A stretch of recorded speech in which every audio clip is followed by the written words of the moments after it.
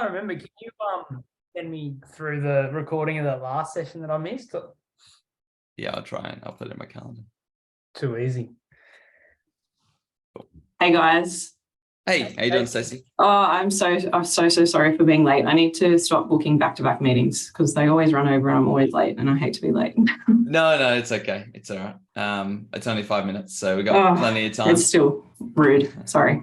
If I'm not 2 minutes early, I'm late, Jack. Oh, I love that.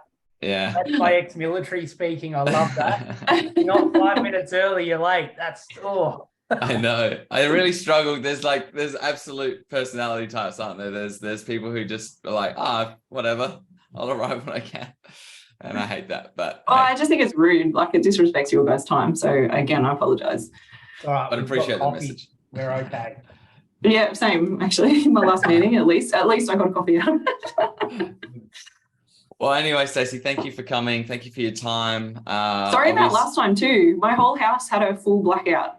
Everything just went bzzz. Well, thanks for making the effort to even make the call in that case. So it's all right. It's all right. We roll with the punches and we still had a good conversation and there was plenty of value in there. And I think it was just the end, right? Yeah.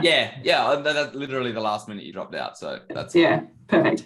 But yes, in terms of today, obviously just keen to go and explore. We kind of started the last conversation with some broader questions. And now that we know a little bit more about your firm, similar to Genus, and we've had our chat with Genus, so keen to kind of go a little bit deeper on some of those things with you today. So yeah, I guess, and we might actually, depending on time, we might actually show you a little bit about what Brett and Kushal are doing with BitLeave. Because I mean, inevitably what we're trying to do with all of these calls, as you've been a part of before, is we want to learn about you and what you're doing and what's difficult and what's painful, rather than talk about what they're building. Because early stage startups, version 1.0 is often not the final version. So showing you something that's maybe not going to solve the problem isn't necessarily relevant. But we still think that when you see it, you're given some extra context that maybe allows you to piece together, oh, sorry guys, I didn't tell you we do this. Or 100%.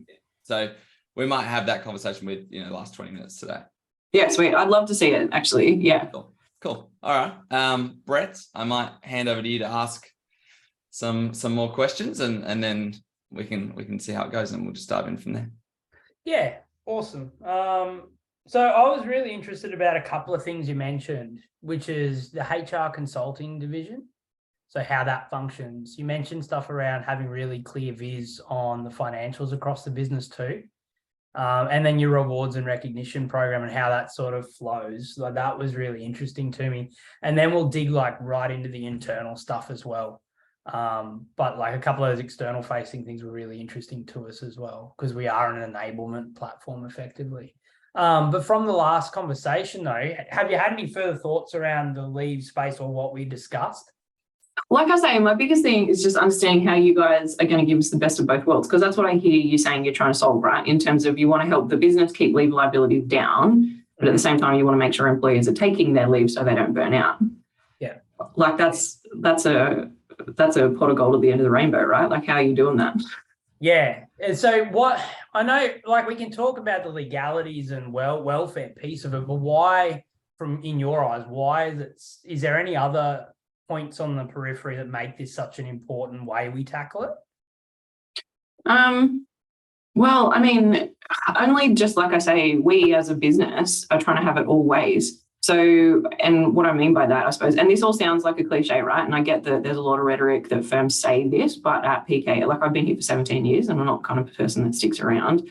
And I think this is, despite it being rhetoric for a lot of firms, I think this is how it should be. So we, as a professional services firm especially, are super conscious that, yes, we have to run a business that has a financial outcome, but at the end of the day, we cannot do that and we cannot achieve that financial outcome without people who are good at what they do and love what they do.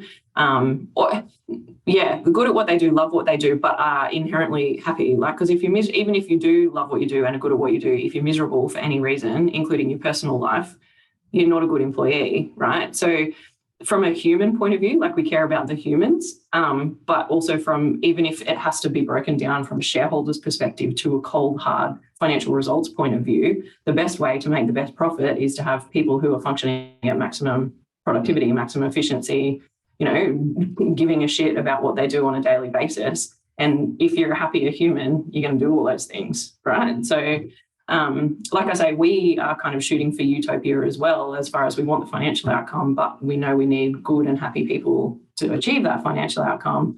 And leave is a huge part of that. Like, people's personal life is a huge part of that. So the other thing that we're really big on is this whole pretense, I think, for a lot of years of, there's personal me and then there's professional me, is just absolute BS. Like, you're the same person, regardless of whether you've got your work hat on or your home life hat on. And if people pretend that that's not the case, they're kidding themselves. So again, I think that, I know all that sounds like kind of pie in the sky speak, but I think it translates directly to what you guys are trying to achieve. Because if you make sure people have got a balanced life, i.e. are spending enough time away from work as well as at work, but also feel like they have the autonomy and stuff. Because like I said, I think on the last call where, I've been here for 17 years, so I've got a large leave balance. And it's not because I don't take my leave. It's because if I don't take, 3 or 4 days each year of my 20 days, it adds up over 17 years to a huge balance. Mm-hmm. So what can I do with that? And again, benefiting both the employee and the business. I don't know if I'm rabbiting on too much here, but I'll keep going until someone stops me. But from both a business point of view and an employee point of view, like I said to you before, we're conscious that our team progress pretty quickly, which means they progress through the ranks, and they also progress in terms of dollars, which means our liability goes up and up. So my leave that I accrued on day one 17 years ago is now being paid out of my wage today. Therefore, it's a higher liability. So if we can find a way to get rid of that liability sooner, and if that is, as long as that's a win-win, right? So whether it's that I take the leave or that I get paid, I cash the leave out somehow or whatever, that's a business advantage too, because you're paying out. So counterbalance then again by the cash flow. So I want to pay it out at a lower rate, but if I don't have the cash flow to fund that.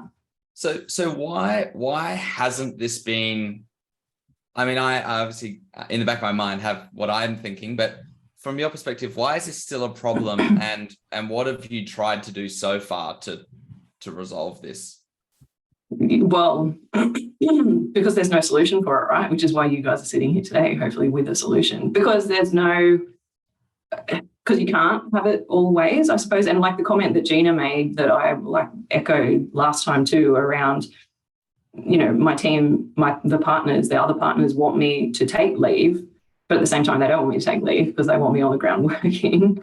Mm-hmm. It is again like an almost impossible paradox to try and balance, especially for a professional services firm where revenue is directly impacted by hours that people work. From a, listening to what you're saying, part of the problem you called out is that when liabilities go up, as wages go up, the liability goes up. And so if the people aren't taking the leave, then it's an exponentially bigger problem down the line. Yep. Have you tried to solve that part of the problem? No, because how can you? If you've got ideas on that, amazing. No, that's okay. That's all right. If you haven't, no, that's good. We do. So sorry, that's probably not entirely true. So we do allow people to cash out their leave.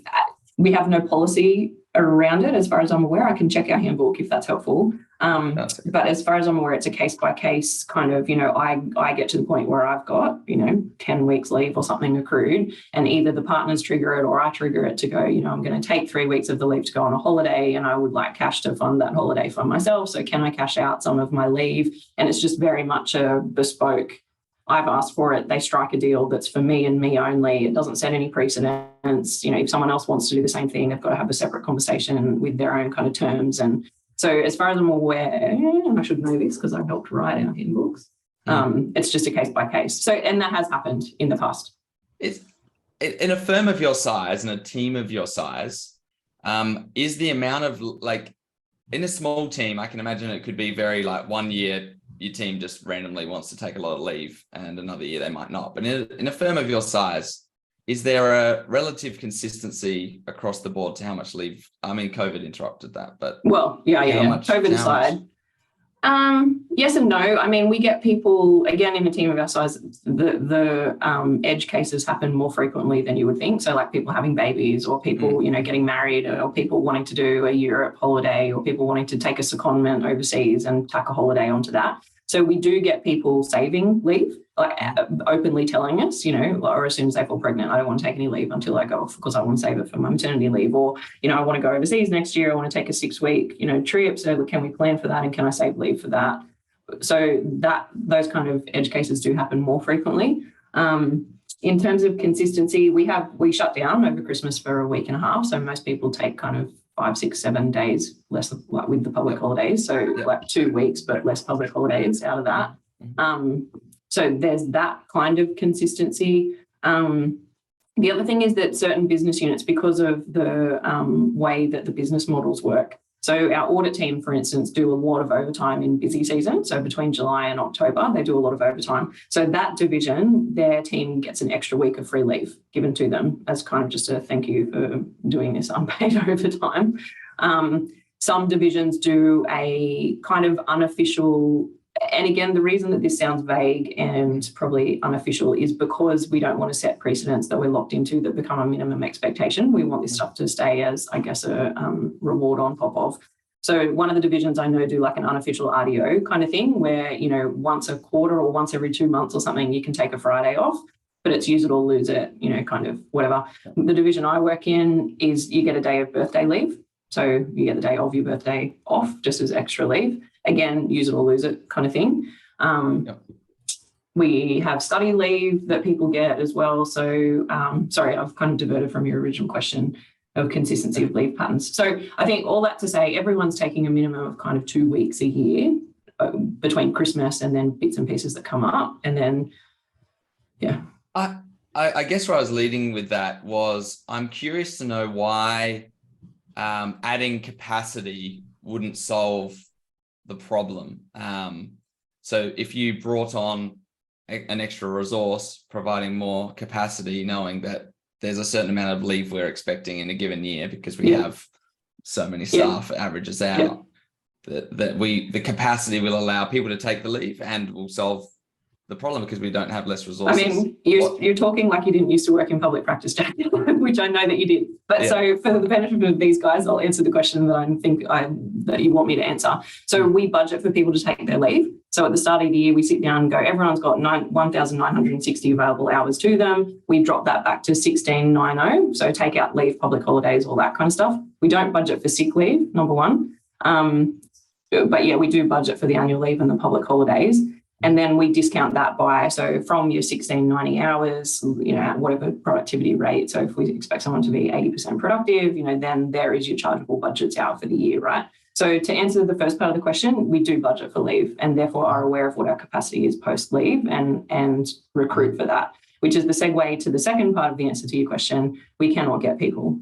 And the accounting industry in general, the world in general, right, can't recruit for enough resources. So, there's more accounting work than accountants is the reality at the moment. And so this is then segues into probably another part of the piece for us, specific to accounting firms, but I think in general, you're solving for this for all industries, right, is the appeal of, like as a retention strategy, I guess, to, Yeah, no, that's good. There's a really, like you mentioned, like the leave consistency piece, and then you went like, bang, bang, bang, bang, bang, bang, with like a million different points. So it sounds like every department's different. You're all siloed in your approach. Is there a way to, like, and then you mentioned productivity, right? Like budgeting productivity, not having enough accountants, therefore productivity would be impacted by people doing other jobs that would take them away from their core tasks. This is probably something you can't quantify off the top of your head, but do you know how much time the partners or people that manage these leave constructs spend managing leave inside their teams? Not heaps of time. And I know that's probably not the answer you want to hear in terms of a value proposition. It's not so much that it's a time burden. Well, I mean, that's probably not true either. In terms of someone sitting down and spending time looking at leave balances and deciding what we're going to do about it, minimal time. In terms of managing the impact of leave, high impact, right? As part of our capacity planning and as part of our, just general kind of planning, I guess. And when you say it's siloed, and I guess maybe your question is why aren't we more consistent about it? It's because the accounting industry is not like we've got 13 specialty separate legal entities, specialty divisions, and they all just operate very differently. Like people go, oh, accountants are accountants, but they're just not, right? So our corporate finance team, if a job drops and a client's, putting out an IPO by 30 November, they're working till 2 a.m. for the next 2 weeks. That's just how it rolls. And then they might take time off to make up for that. The audit team are very, very busy between July and October. So they do the overtime, and then, the rest of the year is a bit smoother. Business services, we used to be busy in like 2 or 3 chunks. You were business services, right, Jack? I was the audit. Were you? Yeah, right. Yeah. Oh, there you go. I didn't know that. I thought you were business services. Anyway. Yeah. So business services tend to be busy kind of July through to November is our busy compliance season. And then, December, January, February, typically slower, although these days it's just not. And then March was busy, like March, April, May was busy closing out compliance things, doing fringe benefits tax, doing budgeting and tax planning for the next year. And then you roll. And then June was typically quieter, but again, just not the case anymore.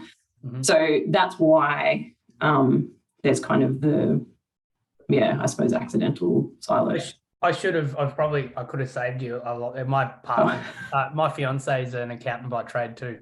Oh, there you go. He's very good. And a few other places too. So does she want a job? That makes sense. But the reason why I asked is more so like the siloed approach when you manage like the lead. These guys are very much under their own wheelhouse to dictate what they deliver, and it's an ad hoc basis. So it was just more of a gauging question of how much time they spend constructing it and then managing it. Not so much maybe sitting down and doing the lead. Mm-hmm. Actually, like you mentioned, they do it on an ad hoc basis based on performance or whatever metric you're using. That's where that operation. Sure. Yeah. From. So seriously, does your fiance, is she looking for work? Well, no, she just transitioned as a product manager to financial services tech. She's jumped across to a small consulting firm that's a Salesforce implementer. Right. She's a wizard. If she ever changes her mind, tell her to come talk to me. I think you'd have to get in line because this problem you mentioned with talent is huge. Like she gets asked to go back like all the time by the guys she used to work with. Like I feel your pain from that. We're better though, PK better. Well, I've heard good things. One of our clients that's a closed beta has actually just signed up with you guys. Oh, who's that? The Big Smoke. Okay. Yeah, cool. So she just signed. I think they just sorted that out last couple of weeks. So there you go, small circle. Yeah. So let's just keep running the internal firm stuff because we've saw internal stuff because we've run with that. You mentioned and the other thing that I think is the reality too is that very, very often, like talking about our internal firm stuff doesn't mean you're not talking about client stuff, right? Because if you're solving a problem for us, you're also solving it for other firms. And if we use it for ourselves, like the number of times I've recommended to clients stuff that we use for ourselves. Yeah.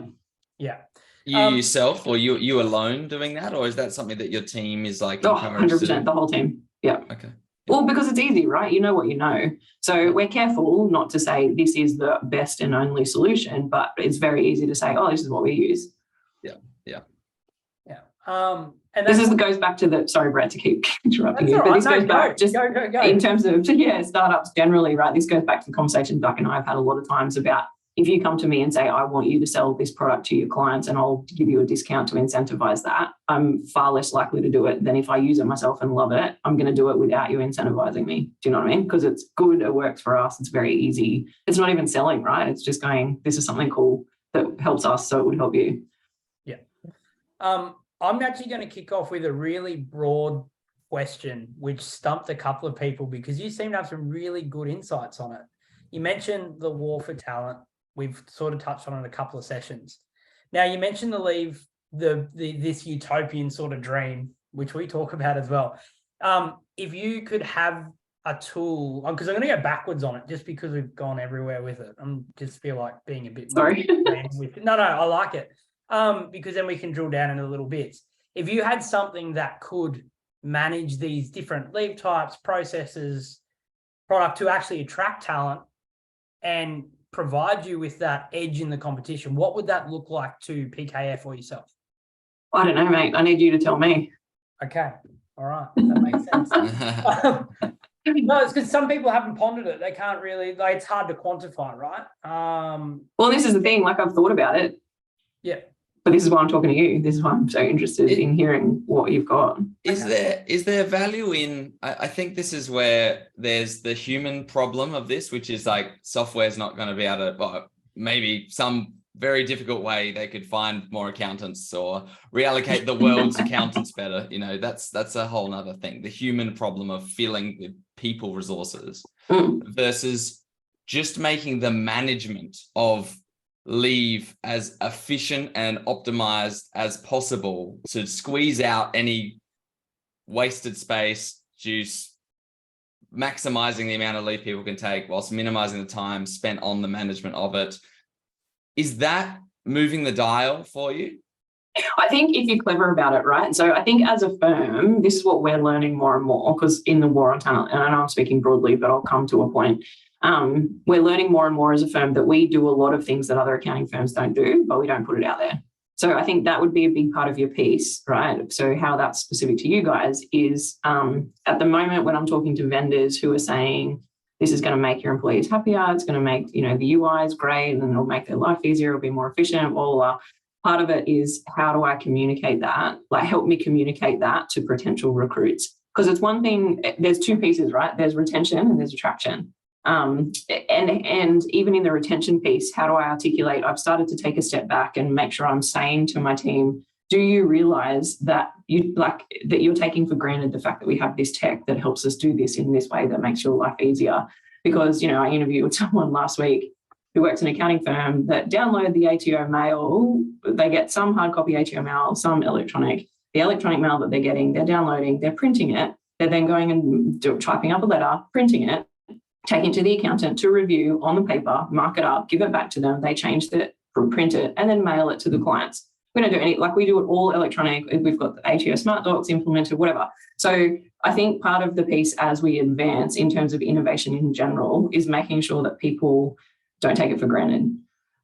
So I think part of your big piece would be communication and value to what makes it valuable to me is the fact that it's valuable to my team. So I need my team to know why it's valuable, to know how it's going to make their life better, to have that messaging really succinct and clear and not rambling like me, because I would stand up in front of the team and talk for 5 minutes about this cool, BitLeave platform that's going to, blah, blah, blah. But if you've got a 2-liner that goes, like, the whole Steve Jobs, I'm not selling an MP3 player with a whatever, I'm selling 1,000 songs in your pocket.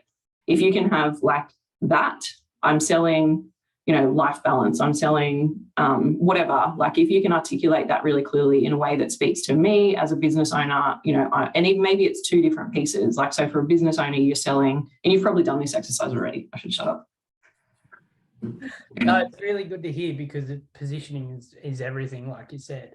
So we mentioned obviously the value add internally. Let's talk about partners now.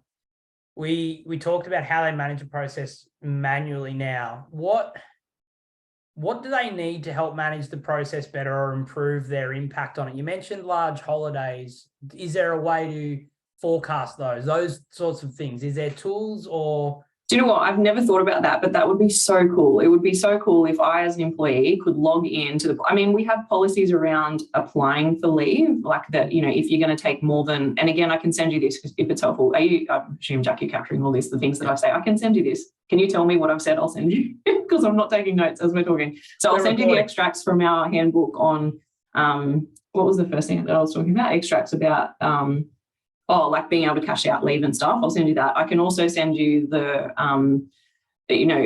notice period. So you have to, if you're taking between 1 and 5 days leave, we need X amount of notice. And if you're taking more than that, we need X more amount of notice. So those things are there, but nothing real. And so there's that in the handbook. And then the other thing that happens once a year is we sit down and do the capacity budgets, but only for the next 12 months. So in April-ish, I'm asking the team, what leave are you planning to take for next financial year? So we've kind of got a 12-month visibility, but nothing prompts us beyond that 12 months to tell each other that we're planning to take a large holiday. So it would be very cool. The other thing too, I reckon, is that people like that whole gamify it thing. Like people like to record their own stuff. And so we're building an employee portal that just captures my coffee preference and my dietary requirements and whether I'm a justice peace, all that kind of stuff. And maybe it's just me because I'm a nerd, but I love sitting there and filling in that little thing about myself. So if there was a thing that we could prompt people every quarter or every 6 months or something to go, hey, what leave are you planning to take? I'd be like, oh yeah, I'm going to Fiji in March on these dates. And that's a cool kind of, yeah. So you're not doing that at the moment on that basis, on an ongoing No, basis? it's just a case of, yeah, you tell us for the capacity planning and or you're expected to get your leave forms in, which people forget to do, and or, you know, over coffee, I mentioned to someone that I'm going to Fiji next year and they might say, oh, put your leave forms in, haha. Yeah. But it would be very cool to have some kind of, what leave are you planning to take ever for the next 5 years? Why do you need a piece of software? Why couldn't an email just go out every month asking people to? Oh, mate, like don't send me more emails. This is something else that we're doing, right? I'm trying to turn off all of the email notifications, even like FYI Jack and Anature and all the email notifications that we get saying you've got a document to sign or someone tagged you in a comment or someone, I want to turn all that off because people are just overwhelmed with, there's too much clutter. There's too many emails saying, can you look at this? Can you do this? But I don't got time to do my day job because I'm too busy clearing out my inbox. So don't do notifications via email. Don't do it over Teams. I get pinged so many times on Teams a day. You know, can you approve this payment request? And that's only, so this is from a partner's point of view, right? So this is not the day-to-day employees so much, but as a partner, I get pinged. There's a payment request for you to approve. There's a leave request for you to approve. It's just too much. So we're actually building a central dashboard. We're SharePoint platform, and we're actually building a central notification dashboard. My intention is eventually, so we're using all the APIs and stuff. So even FYI, Jack, I say that because Jack knows more. So when someone gets tagged in a comment or when someone gets a task assigned to them or whatever, we'll turn off all the notifications and we'll just have a spot on the. So I would picture that we would build it in even our leave requests for our current platform. We're going to build that into the notifications board so that I can set aside half an hour a day every morning, for instance, to go into that notifications dashboard and go, what shit have I got to do? Yep. So that's that. So all of that was a long way to answer your question. I'm not going to hit people with an email every month saying, have you thought about any leave you're planning to take? Because that spoils the leave. Well, I suppose my question was the email was an example, but if it's a big problem, like, because if Brett and Kush will go and build this, they're going out investing time, years, months, dollars to build this thing. And if it's not something that you as a firm would be willing to try and solve through an email for free, what evidence do I have that you would actually pay for it? We would pay for it. Yeah, that's like an amazing that's the angle. That's the angle. So it may not be an email, but have you even tried to? Is there a lot of value for you in finding out forecast leave ahead of time, or is it not really that big of a deal?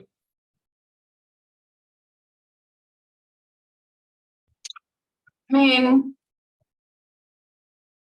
yeah, this would be part of your pitch, right, around being able to articulate what that value is, because I think it's one of those things that's not a problem until it's a problem. Mm-hmm. So, and that's always hard to sell, right? Because if you come at me and say, I'm going to charge you $5 per employee per month to have this platform, I'll probably go, no value in that. And I know you know this already. I'm not trying to tell you how to suck eggs, but you've got to find a way to go, well, here is the pain point. And yeah, it's probably not so, like if you just say advanced notification of leave, I would go, well, like that's not too big of a deal. Yeah, it's one of many things that Yeah. No, that's okay. That's all right. Yeah. With the other data points, so we'll drill into like those, pulling all those APIs and centralizing on the dashboard. But just after this one little bit, do you guys have a way currently to forecast what the promotions are doing to the liabilities on your balance sheet? The short answer is no. So we as a firm don't do that. I know that clients who are audited have to do that.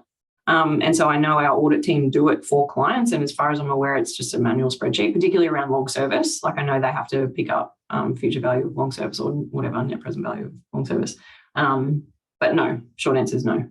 Okay. And that would be cool too. That would be part of your value piece to say to partners, if we can help keep your leave under control, and if you assumed a wage inflation rate of between 3 and 5%, even ignoring, so you could even ignore promotions, right, which is more significant. But even if you assume wage inflation of, whatever percent year on year, therefore a leave liability balance of, whatever 100 grand is costing you X amount per year, wherever it's retained and goes up. If we can help you keep that under control, there's a good value argument. Yeah.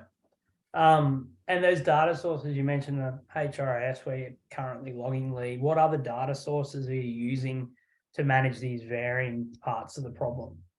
Yeah, so we do. So GreatSoft is our practice management platform. We use that So the way that it works at the moment is we construct capacity budgets in Excel and then we key them across into the budgets module of Greatsoft.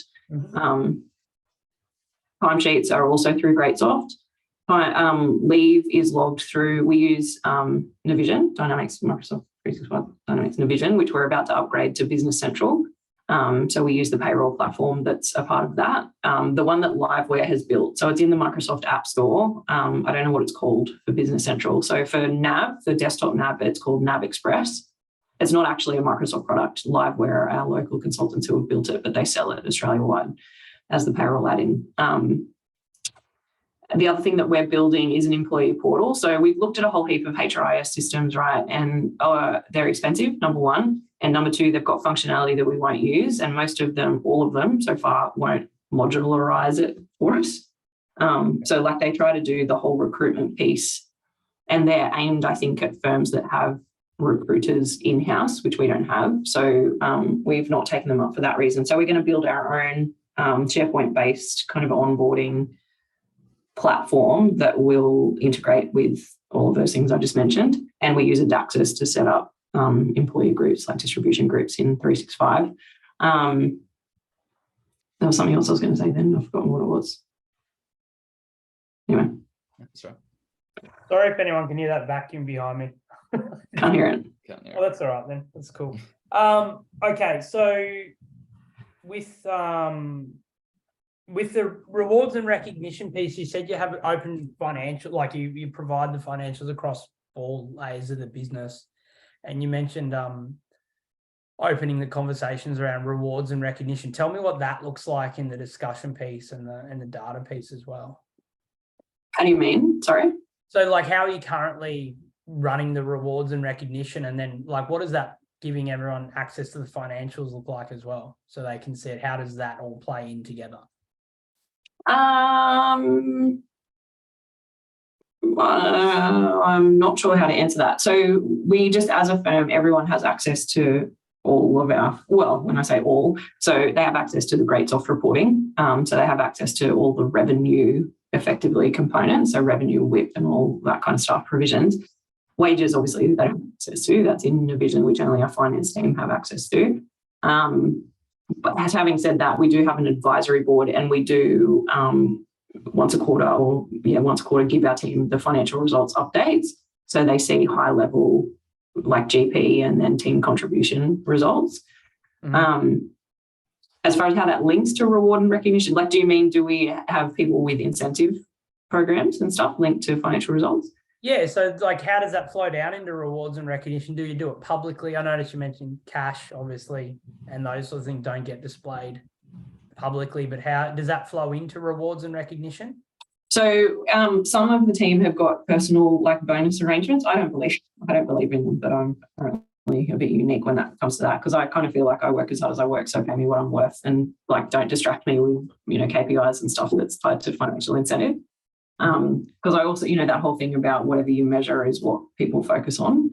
Like I just want to do my job across the board and focus on the best good for the best outcome rather than going, well, but if I manipulate that for me, then I get a bonus. So, but anyway, that's another thing. But yeah, there are some people who've got like targets tied to business development and overall revenue targets and GP targets.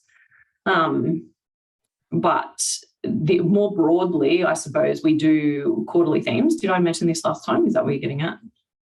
Yeah, you did mention it.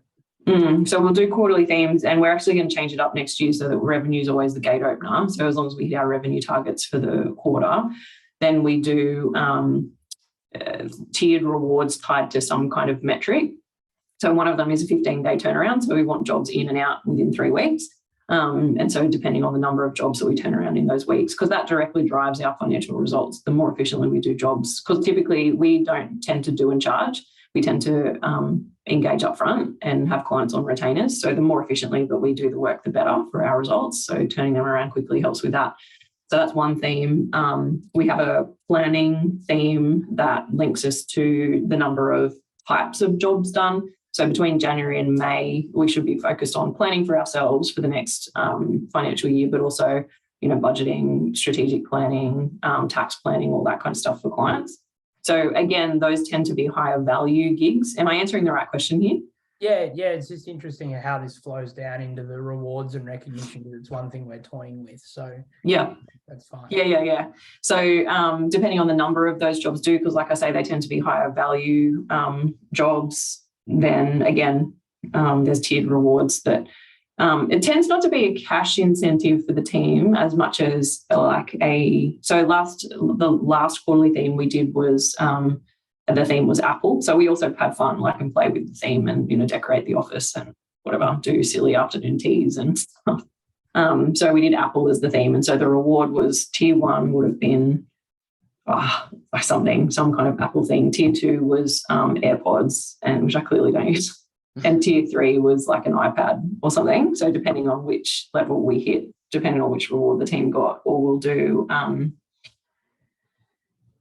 what was another one we did? So we did one where tier 1 was a long lunch, tier 2 was a weekend in Sydney, tier 3 was like a 4-day trip to Melbourne for the Melbourne Cup or something like that.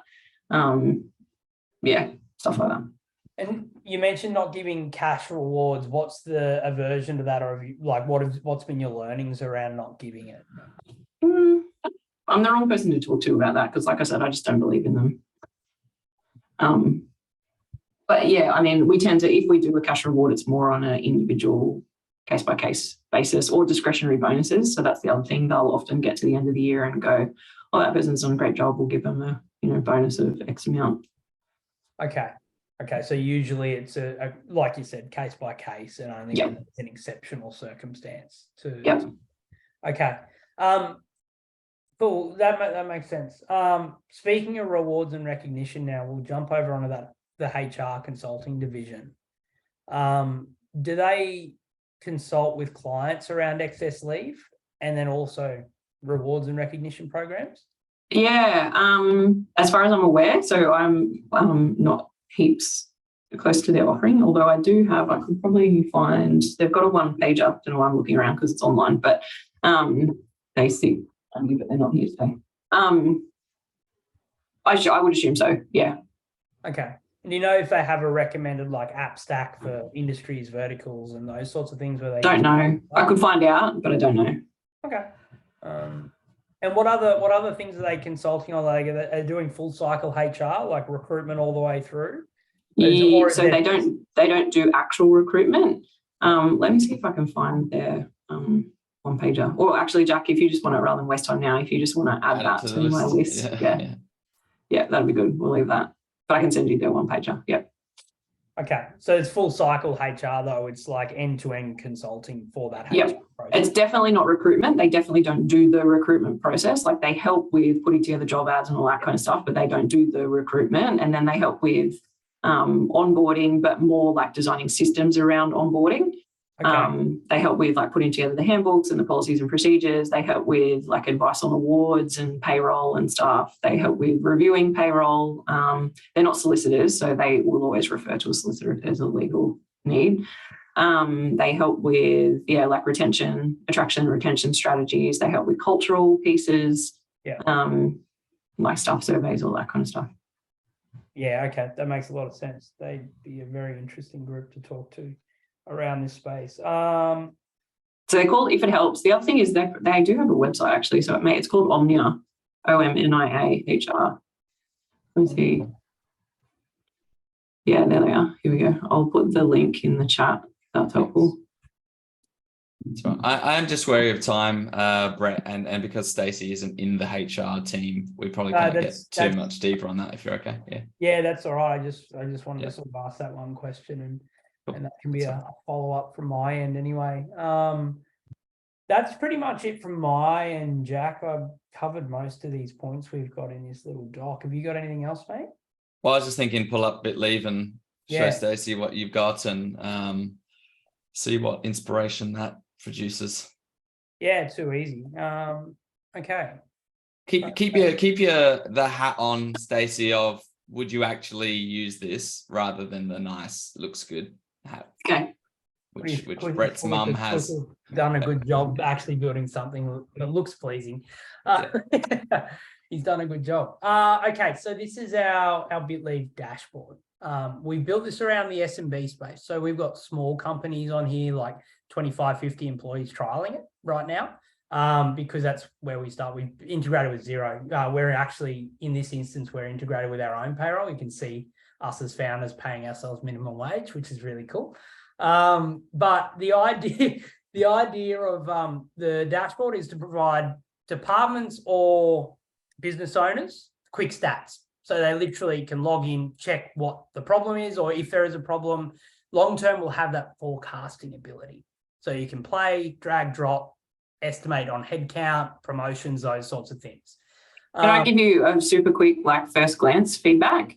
Yeah, go for it. Fix your formatting. So like so I looked at that and assumed, like, just at a first glance without looking at it properly, I read that as $422,000, which I don't is not even logical. So if that's meant to be 42, I would put 42,246 and take out the K. And same, even the other one, like total leave liabilities, go 14,499, round it because I don't care about cents. And then you've got dollar signs there, but not like down on your cash out value.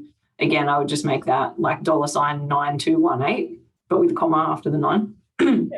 There might be a few things in this that hurt you, Stacie, because I know you probably have a good attention to detail. But I will ask some of the little stuff we probably don't need to go through because they'll get onto that eventually. Yeah. But it is you're right.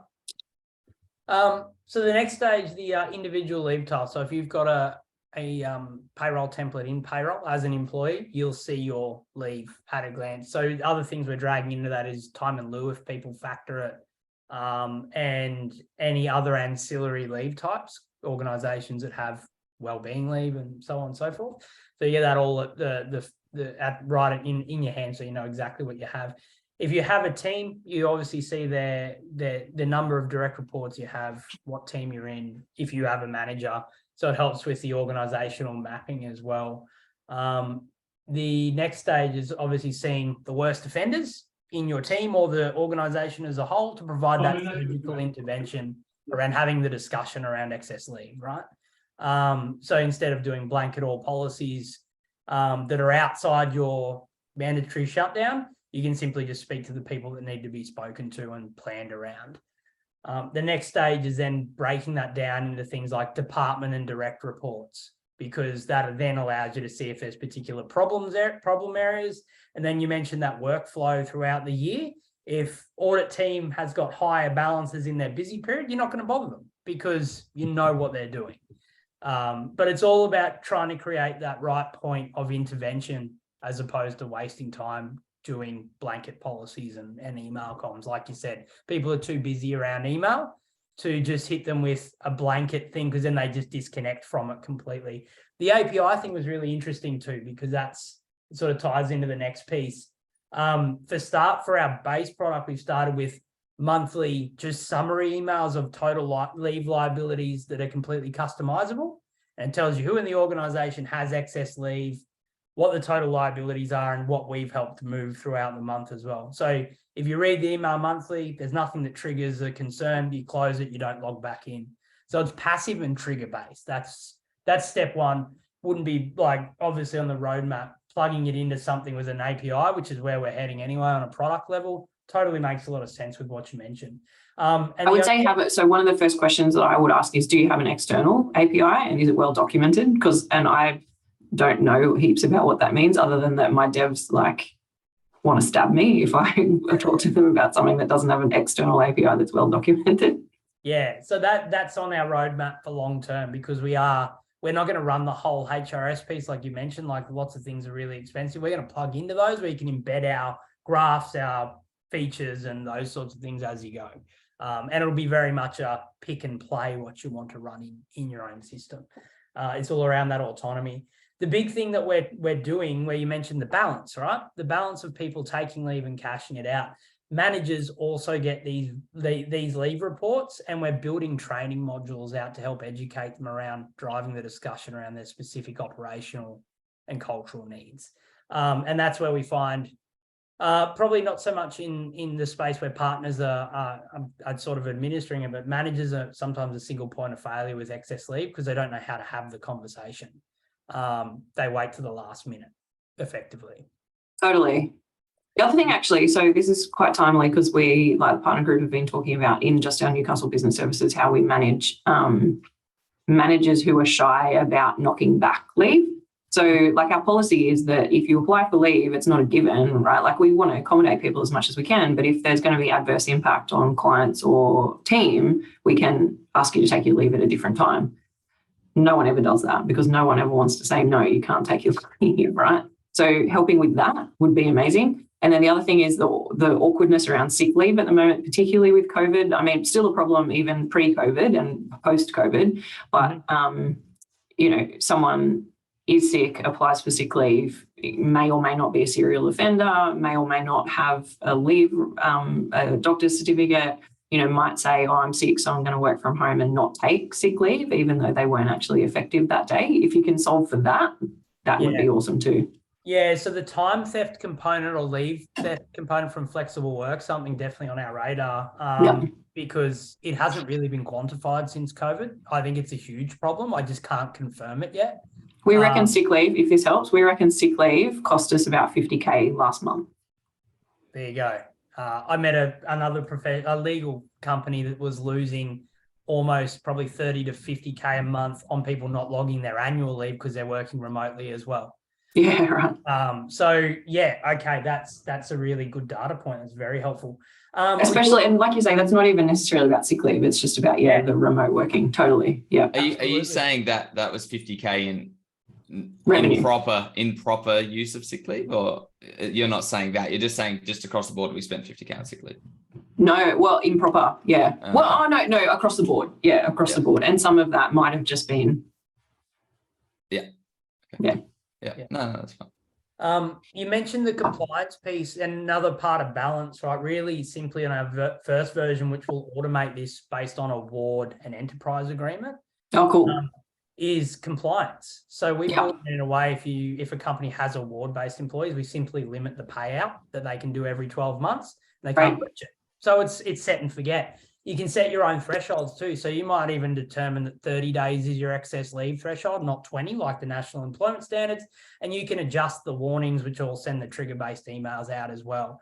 But I've thought of something that I would absolutely pay for that our HR team are doing manually at the moment. Yeah, the annualized salary thing. Annualized salary? Yeah. So there's something, and I don't know heaps of the detail about it, but it's a recent introduction to like Fair Work or NES or something like that, where you have to work out the annualized salary of people. I think it's something to do with based on hours work, and I think it's to do with unpaid overtime and stuff. And it's to do with like the modern slavery, I think, some connection to that whole new modern slavery thing about people working unpaid overtime. So I know that our HR team manually do something, run some kind of report, and then flag it with the business unit leaders if there's a problem. So again, I can find out, I would recommend, like you guys suss that out, but I can find out what our HR team is doing and feed that back if that's helpful. Because that seems pretty relevant. It's not a leave specific thing, but it's a management of compliance and the way people work type thing. Yeah, well, it actually ties into unpaid toil or time in lieu, where like that's a horribly tracked process. That's one of our next features off the rank, where you can actually input toil against someone's account and it's there visible for everyone to see and use, the ones that get awarded to it. So it ties into something that we're working on very, very closely. If you like, we would pay for that because that would save us time, like it would save us the hours that the finance team and HR team are doing each month at the moment. I like hearing people say I would pay for that, but obviously you still got to scope it and look at it. But that's interesting because it ties into that time theft, leave theft, and then even just. Well, and hopefully from your point of view, I don't think it'd be much of a stretch, right? Like if you're doing all this stuff anyway, it sounds like you would have all the data you need just to be able to go and cut and slice and dice it a different way. It'd just be a matter of scoping it correctly so it scales across different products or industries and verticals. The final thing I'll take you through is actually just the cash out process, so you can see the give and take, the negotiation. So you can see we've loaded a bit of extra leave onto my account here. If someone wants to take leave, it takes them back to their HRS login for now. We can build the leave functionality out long term. but we're just sort of parking there at the moment because we don't want to be a HRIS. Yep. When someone cashes out leave, they get their days available. So we've got that threshold restricted as 10 days, right? So they see that plain as day. If they go to put in anything more, it just restricts them. They can't cash it out. So that compliance piece stays true. But when they select how many days they want to cash out, it gives them the chance to have their reason. So this is where it starts the conversation. They can obviously put more detail than need money in there. It gives them the cash out amount, tax, and estimated post-tax because we still have to do the Schedule B calculation for cashing leave out. Once they press cash out leave, their manager or the approver that's set in the system gets that request. So from there, they can then create that conversation as to why do you need to take leave? If they're not happy with the outcome, or it turns out someone's a bit more financially stressed than what they've revealed, they can approve it or deny it. There, on top of that, we're also building potentially a negotiate function where you could do that exact use case that you mentioned.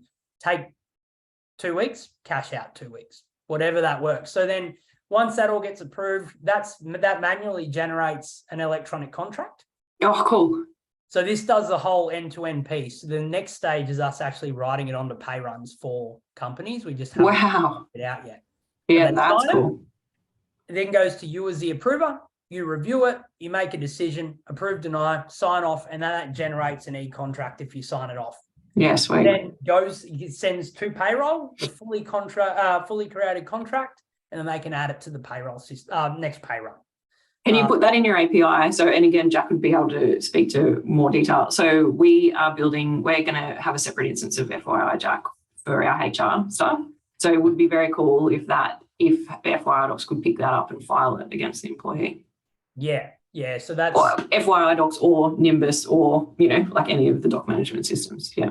Yeah, well, Kushal's the guru with that stuff. He's nodding there. So I think he's thought about how that works. Sweet. But that's the and sorry, I know we've only got 3 minutes, but so when you say next step is to push that to payroll, is like an iteration 1 to like even drop a flat CSV that we can import into payroll or something? Yeah, like so it replicates similar to an ABA file. I guess so, yeah, or some way that we can put it, like send it across to payroll. Yeah, so even if it's not a full line. Yeah, this is only for single instance cash outs, but I wouldn't see an issue with being able to create like a blanket summary before the pay run occurs. Yeah, that'd be amazing. Pull all data, or even set it on an automation where it actually sends it to you 3 days before pay run. Yeah. Like that's just a feature sort of addition. Obviously, we'd have to build it and scope it, but ideally the end state is to actually put it onto the pay run and do tax, super, everything for the payroll team. I don't know that you even need that though, right? Like all I really need to know is what is the leave that they're cashing out. And then as long as that's something that I suppose, I don't know, you'd have to look at how that integrates and comes across. But yeah, as long as I got a summary to say these employees are taking these, you need to cash out this amount of leave. Yeah, cool. Okay. That looks awesome. And then, the next stage is actually looking at creating for businesses where cash flow is an issue, actually having a float account where businesses can cash out the leave instantly to the employee. Oh, cool. Pay it back over time to smooth that cash flow. They do have huge leave liabilities. There's a whole segment on that. One thing we didn't touch on too is the churn analytics. So you mentioned basing on the way people use their leave, actually having predictive models of people that don't take leave based on their age, salary, seniority. We're finding these different personas and archetypes with their burnout risk profile. So that will help inform HR to have those interventions again when someone uses like 3 sporadic sick days in a fortnight and all those sorts of things. That's where we're taking it.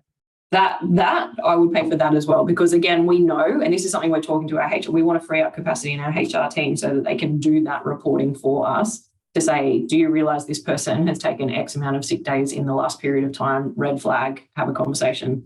Mm-hmm. All right. Well, that was bit leave. Stacie, this is really good. You've had so many great insights. Oh, which is I hope so. Do you have any feedback or final thoughts? No. Very keen to keep talking to you guys and see where it goes. The only thing I'd be interested in pricing, and I'm happy to talk because I know that's sometimes an awkward thing. And like Jack's kind of getting at, you don't want to invest your time, money, capital, all that kind of stuff up front to build a product that people go, that's great, but I only want to pay half what you need it for it to be viable. So I'm super happy for you to kind of acid test pricing and stuff on me, because I'm also, I mean, I'm pretty shy and I don't give very clear feedback, right? But so I'm happy to be brutal because I got nothing to lose. And if it helps you guys, I'm happy to do that. No, absolutely, Stacie. And after this is all said and done, I'll keep you posted in the Slack as to whether or not we would continue through us and keep the formal conversations going, or if not, then obviously, you know, not going to get in the way of you guys just having a chat in your own time in a less structured way. Because I think as far as an acid test goes too, just FYI, right? So PKF, we're a top 10 accounting firm, but that not in the sense of we'll just pay for stuff blindly. Like my directors are brutal and I can't stand in front of the board without an argument that doesn't stack up. So yeah, I guess I can, if we'll pay for it, I think bigger firms will pay for it, and I think smaller firms will pay for it. Cool. Awesome. Cool. Thanks so much for your time, Stacie. Thank you really guys. appreciate it. Yeah, very cool. Thanks so much. Talk to you soon. No worries. Have a great Bye. weekend. You too. See ya.